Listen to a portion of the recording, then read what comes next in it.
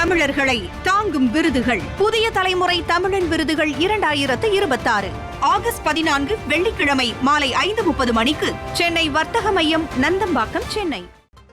சேலத்தில் நடைபெற்று வரும் அதிமுக போராட்டத்தில் முன்னாள் அமைச்சர் தங்கமணி பேசி வருகிறார். பார்க்கலாம். மாண்புமிகு அண்ணன் எடப்பாடியார் அவர்கள் ஒரு அறிக்கை விட்டார்கள்.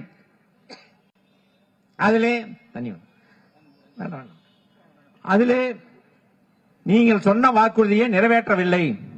ஆகையால் வருகின்ற வேளாண்மை நிதி அறிக்கையில் முழுமையாக தள்ளுபடி செய்ய வேண்டும் என்று அறிக்கை வெளியிட்டார்கள்.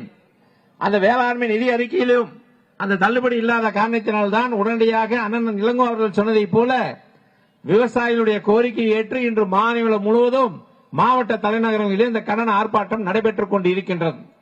சொன்ன வாக்குறுதியை நிறைவேற்றி தருகின்ற அரசு மாண்புமிகு அம்மாவுடைய அரசு, அண்ணன் எடப்பாடியார் அரசு மட்டும்தான். சொல்லாமலேயே விவசாய கடனை தள்ளுபடி செய்தவர் ஒரு விவசாயியாக இருந்த காரணத்தினால் கிட்டத்தட்ட 22,000 கோடி ரூபாயை நாம் தள்ளுபடி செய்திருக்கின்றோம்.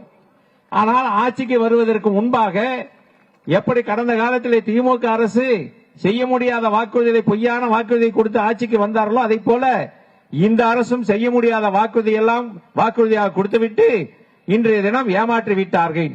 ஆக இந்த விவசாயிகளுக்கு இன்று மேட்டூரிலிருந்து தண்ணீர் இல்லாத காரணத்தினால் விவசாயம் பாதிக்கப்பட்டு விட்டது. அதே நேரத்தில் அந்த விவசாய கடனை முழுமையாக ரத்து செய்திருந்தால் கொஞ்ச நெஞ்சம் இருக்கின்ற விவசாயிகள் ஏதோ போரில் இருக்கின்ற தண்ணியை வைத்து கொஞ்சம் விவசாயம் செய்திருப்பார்கள்.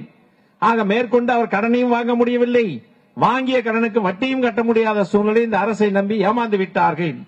ஆக அண்ணன் எடப்பாடியார் அவர்கள் அதனால்தான் உடனடியாக இந்த விவசாய கடனை ரத்து செய்ய வேண்டும் என்று இன்றைய தினம் மாநிலம் முழுவதும் ஆர்ப்பாட்டத்தை அறிவித்து அவரும் தலைமை தாங்கி நடத்தி கொண்டு இருக்கின்றார் என்று சொன்னால், இந்த விவசாயிகளுக்காக போராடுகின்ற ஒரே அரசு, ஒரே இயக்கம் அனைத்து இந்திய அண்ணா திராவிட முன்னேற்ற கழகம் அண்ணன் எடப்பாடியார் மட்டும்தான் என்பதை நான் இந்த நேரத்தில் சொல்ல கடமைப்பட்டு இருக்கின்றேன்.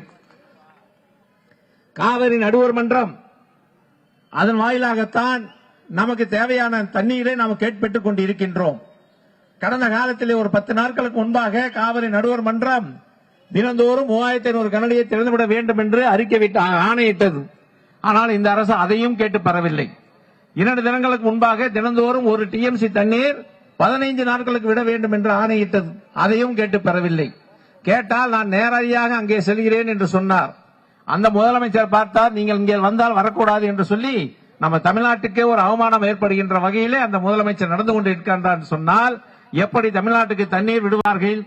கேட்டால் எங்களுடைய அணையெல்லாம் நிரம்பினால் உபரி நீரை நாங்கள் வெளியே இடுவோம் என்று சொல்லுகின்றார்கள். அப்ப எதற்கு நடுவர் மன்றம், எதற்கு உச்சநீதிமன்றம்?